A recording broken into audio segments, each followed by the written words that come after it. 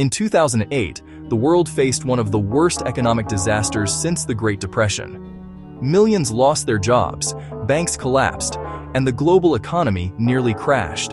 But how did this happen? Let's understand the 2008 financial crisis in simple terms.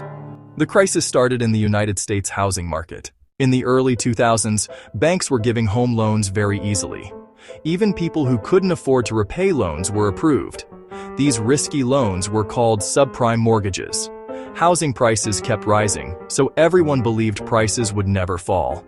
People bought houses as investments, banks earned huge profits, and the system looked successful. But there was a hidden problem. Banks didn't just give loans. They turned these loans into financial products and sold them to investors worldwide. Major institutions like Lehman Brothers and Bear Stearns were heavily involved. These investments were risky, but they were presented as safe. So when homeowners started failing to repay loans, the entire system began to. Around 2006-2007, housing prices stopped rising and began to fall. People who had taken large loans could not repay them. Houses were seized by banks, but their value had dropped. Banks started losing billions of dollars. Fear spread quickly across financial markets.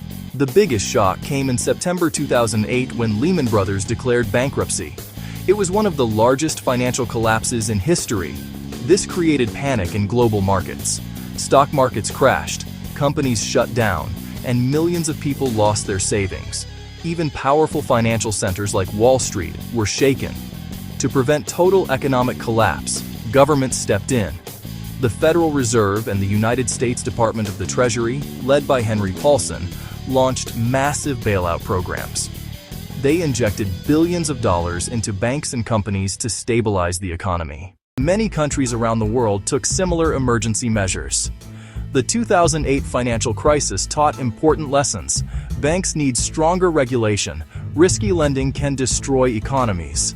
Financial transparency is essential. Economic systems must protect ordinary people. Even today, governments and economists study this crisis to prevent future disasters. The 2008 financial crisis was not caused by a single mistake. It was the result of risky decisions, weak regulation, and blind trust in rising markets.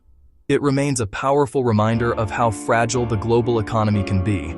And that's the story of the 2008 financial crisis.